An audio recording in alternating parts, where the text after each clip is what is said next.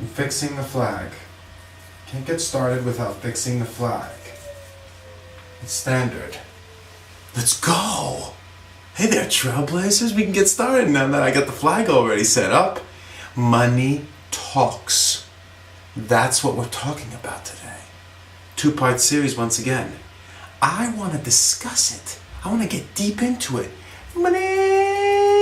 Let's get off to the right start, and I got a quote before we get into it deep.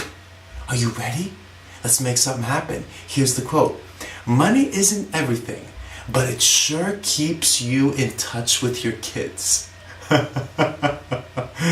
that good? And there's a reason for that. And we'll talk about it right after this.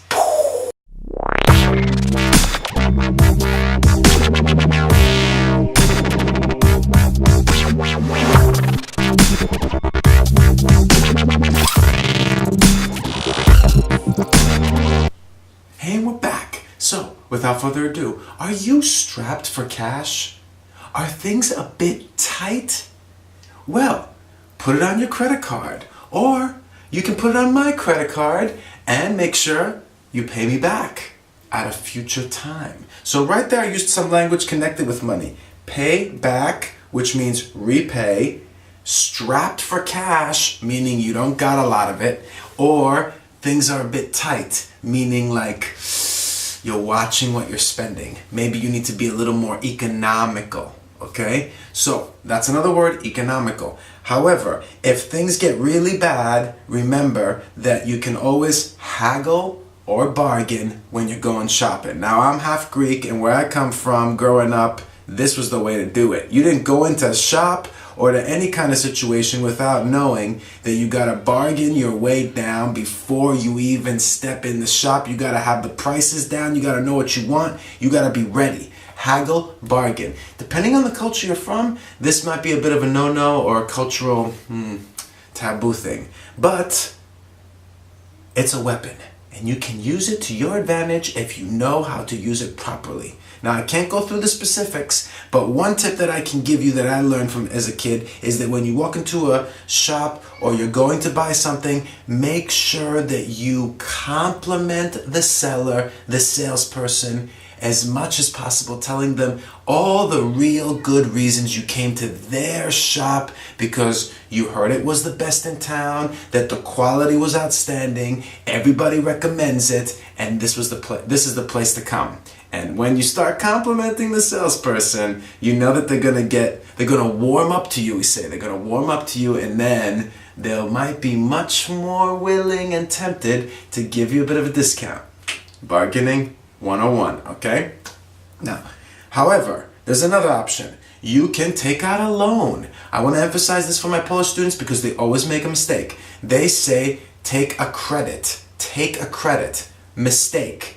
Take out, phrasal verb, take out a loan. It's a loan. And it comes from that word to lend. Someone lends you their CD player, lends you their television, lends you their PlayStation, okay? They lend it to you. What do? You borrow it. So when you want to ask the question, you say, can you please lend me? Lend me, not borrow. You can say, can I please borrow? But don't say, can you please borrow me? No, lend. Loan from the bank. Now, if you take a loan from the bank, you might need to put something as collateral in order for the bank to be sure that they're going to get their money back. Collateral, nice word. Most of the time, we use for collateral a house that we already own, or maybe an apartment we already own, because it's an asset. The opposite of asset is liability, but we'll be talking about that in the next week's episode, okay, where we're talking about investing. But asset means it's worth money, and it can potentially earn money for you. So if it's an asset that's worth a lot, you go to the bank, you take out a loan, you apply for the loan, you put your house as collateral. That's like an insurance policy for the bank so that you can get the loan. And just in case you don't start making the payments, make payments, the bank comes and says, hand it over. They can take your house, okay? That's the collateral.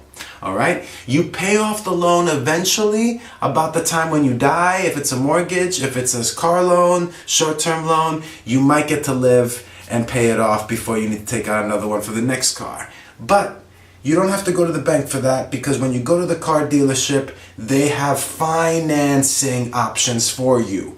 Financing is a nice way of saying, sophisticated way of saying, that they offer you different ways that will allow you to pay for the car. They're not expecting you to just throw down 50, 60, 70, 100,000 zlotys, dollars, whatever, for the car. They don't expect you to have it in your back pocket. They know that most of their customers, clients, are not going to have that kind of money around. They need financing. Financing comes in a few different ways, but the main way is through a short-term loan that the car dealerships work with the bank to give you in order to pay for the car.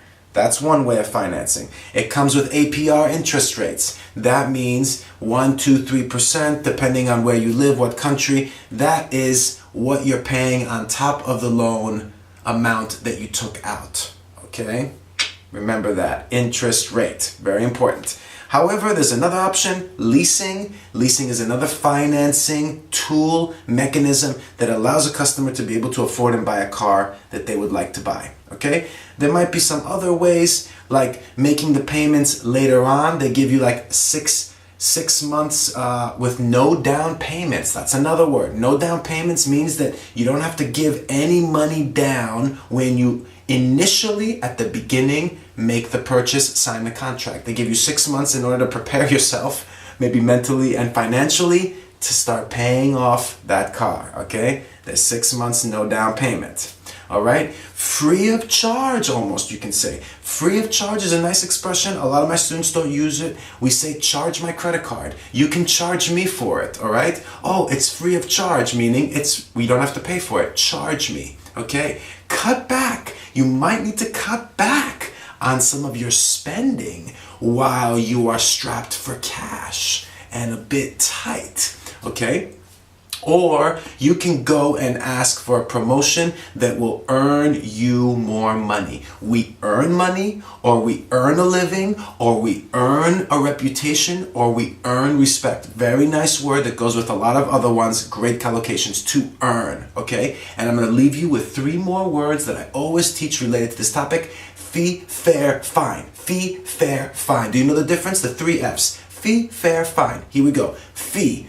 A fee is what you pay to become a member somewhere, like a gym or some other place that's a club. It's a fee in order for you to use a service that you want to have. Fee, double E. Fare is the price of a ticket for transport, whether it's a bus, a tram, a train, or maybe a plane. It's a ticket fare. And finally, fine, that's what the police give you, or Straż Miejska here in Poland, or some other city police when you park illegally, when you're speeding, or when you're doing something else where there's a punishable penalty by the cash.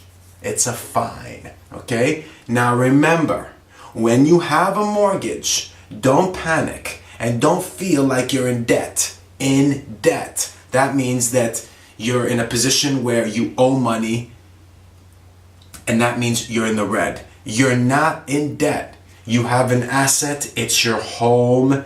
Try to get that out of your mind that you're in debt. That's my advice to you for the day. It's at the end of this episode, so you needed to stay and watch it in order to get it, but it's magic. You're not in debt. You're just using the bank to get something that you can live in, that you can call your home, that's warm and cozy. Now you have a beautiful home that's warm and cozy, and you make monthly payments to the bank in order to live in it, but it's yours, not the bank's. If you sell it, you will get your money back depending on how long you stay in there. If you picked a good place where you live, the price of the place you lived will appreciate. The price will go up.